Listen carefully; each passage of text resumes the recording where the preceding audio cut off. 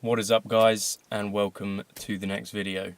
As you can see, I am again in my car where I do a lot of these sort of vlogging sections and my editing and my audio recordings, just so it doesn't disturb anyone else around the house.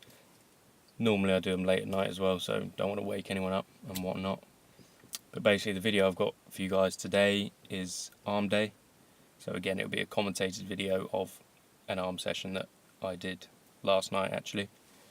And basically just the thing with arms is trying to pump as much blood into the muscles as possible, so biceps, triceps, and aiming for the smaller muscles that do have an impact, the brachialis and whatnot. That way you can add width to the arms, not just size, because you don't want to have size only from one angle. You want to be well developed from all angles.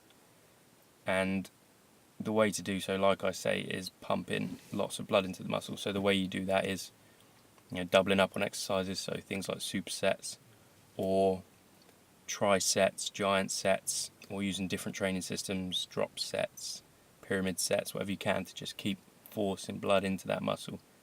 Create the cavity enlargement that you need to help grow the muscle, and also just get all the nutrients into the muscle to help it grow and repair, just forcing the blood in over and over again.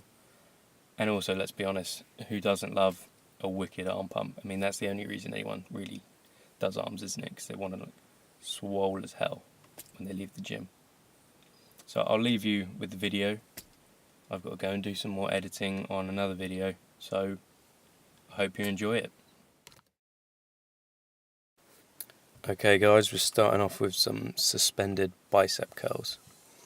The reason I call these suspended bicep curls is, as you'll see, lifting the bar over the end of the bench and letting it hang, free from pretty much any help from any other muscle group of the body, letting all your weight crash down onto the bench. That way the only real muscles that can be working are the biceps and obviously a little bit of the forearms. When you do these stood up, you start to find you sway back and your shoulders get involved. By letting everything hang down, your shoulders also fully relax because the weight is just being pulled down. They're not having to hold anything up. It can be a difficult one to sort of get going, especially if the bench is in a difficult position. So I like to just pick the bar up, hang it over, and get myself into position from there. Great exercise to get blood pumping into the muscle as you let it relax down. The muscle fully stretches and blood will just flow right in. Doing 4 to 5 sets of this for 8 to 12 reps. Just smashing it out the way before we get on to what's next.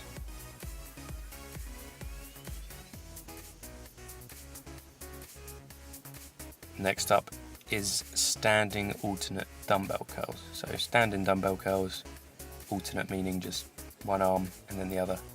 Find that trying to do two at once, you sway too much because there's a lot of momentum going backwards and forwards because the weight is essentially doubled that you are thrusting in one go.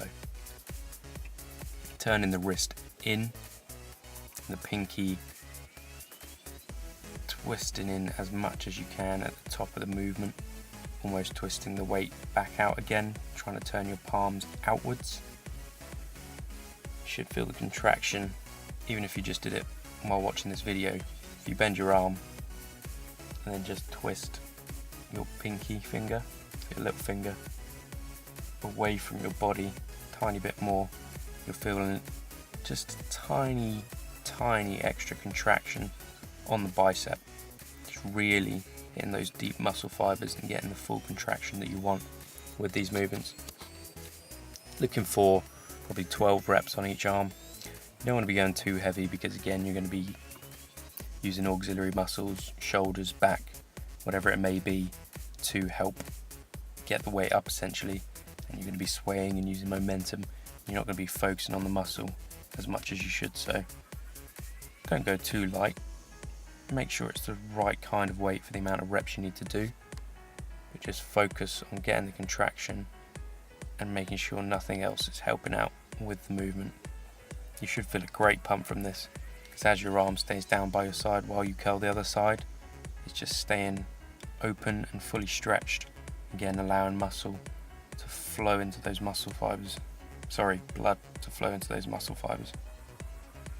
Next up is a superset of 21 curls and hammer curls. So if you don't know what 21s are, basically, well, I like to do 28s I suppose, rather than 21s. 7 full reps, so full range of motion.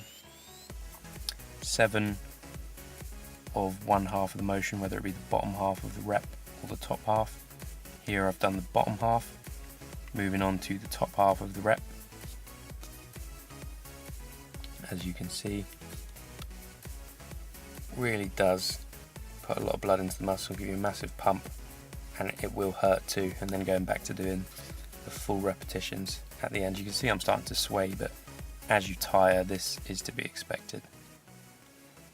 We're going to be supersetting this with hammer curls, so instead of your palms being supinated, so facing upwards, you're just going to have them as you would if your arms were hanging by your sides, and you're going to curl the weight up as if you were lifting a hammer, to obviously hammer in a nail or whatever you'd be doing. Again, you can do these with 2 arms at once, but I just feel like you're moving too much weight to be able to properly stabilize yourself. And you want to make sure you try and keep the shoulder out of it. As you can see here, my shoulder is moving, but it's not actually helping lift the weight. You see, I'm just using it to take kind of the force of the weight coming up, but not actually take any of the weight of it, just absorbing the movement that comes with thrusting the weight upwards. Squeezing a few in there for the camera. Always got to get them thumbnails. And by doing these as supersets, you know, you're essentially doing double the reps that you'd usually do.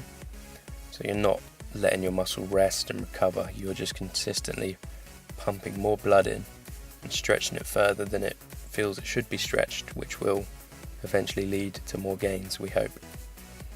So next I've got another superset, going with an overhead tricep extension. Quite heavy on these. I'm doing it sat on a bench, you can do it stood up.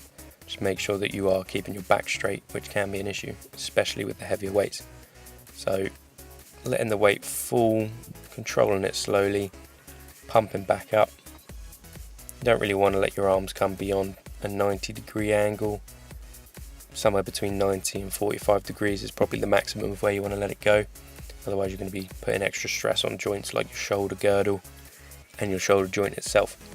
So here you can see how I get the weight up, flicked up from the knee to the shoulder, and then 2 hands on one end of the dumbbell and pump it out. You want to be aiming for 12 to 15 reps with this. That's what I like to aim for anyway. Or you can go heavier and aim for 8 reps or so. But I find 12 to 15 suits better for this exercise. And this is supersetted with tricep kickbacks. Very simple exercise. You should just find something to lean on. Bend yourself over so that your arm goes out behind you, as you can see, parallel to the ground and perpendicular to how you would be if you were stood up. You'll find it's difficult to get that sort of horizontal movement if you are stood upright. So bend yourself over a little bit, keep the back straight, and right at the top of the movement, really extend your arm as much as possible to get a full squeeze on the contraction. You can do probably 15-20 reps on these, just lightweight, pumping them out. Right, we've got another superset now, tricep pushdowns with the V-bar, and then tricep pushdowns with the rope. It is the same exercise, but you will be working slightly different heads of the tricep. Obviously you've got your long head, short head, and you just, with the V-bar, it's a much closer grip. You'll find you'll be able to use heavier weights usually. I like to put the setting of the cable machine so that my arms really can't be allowed to go much above 90 degrees before obviously the weights crash down, so that you can't take the tension off the triceps without stopping lifting the weight essentially. Because a lot of people put the cable right at the top of the machine, and what will happen is at the top of your tricep movement you'll go beyond that 90 degrees, your elbows will lift out of position and your shoulders will start to work. So to focus on the triceps, just coming up to 90 degrees, hold it for a second and push it down. As you can see here, my arm's only going up to 90 degrees. That really focuses on the tricep. With the ropes, again, as you can see, at the bottom of the movement, just pulling them out, getting a bit of lateral movement on there. Again, this just targets different heads of the triceps and helps develop a well-rounded muscle in general. Okay, so finally, got some tricep dips. I haven't been able to do these for a while due to weighing too much. It was putting a lot of pressure on joints such as my elbows and my shoulders. Finding that I am able to do them a lot more now. As you can see, again, down to 90 degrees, because beyond that, shoulders, chest all become involved. So you want to keep yourself as upright as possible and only down to 90 degrees. That way you ensure that you focus as much as possible on the triceps and you don't have other muscles taking the stress off them, because the more weight and the more reps you do on the particular muscle, the more growth you are going to see. So that about wraps it up for the arm day. I will throw in all sorts of different exercises, but that is what I did the other day. You know, you can mix it up, you can change the way you work out, different training systems. You can make those supersets into trisets, use different attachments on the cables. You can, like I say, you can do the curls with a barbell, or you can do them with an easy curl bar. You can do preacher curls. You can use bicep curl machines, tricep pushdown machines, pull-ups. There's all sorts that you can do for your arms. They're probably the most used auxiliary muscle, so that when you're doing any old exercise, back, chest, whatever it happens to be, you will find, other than your core, the arms are what get used the most. Obviously triceps on chest day, biceps on back day. When you're doing shoulders, they will get involved. Shoulder press is a compound movement, so shoulders and triceps. Forearms, some people like to do those strange forearm curls, but myself, I find that they get enough work just from helping out the biceps and triceps when they tire doing these sort of exercises.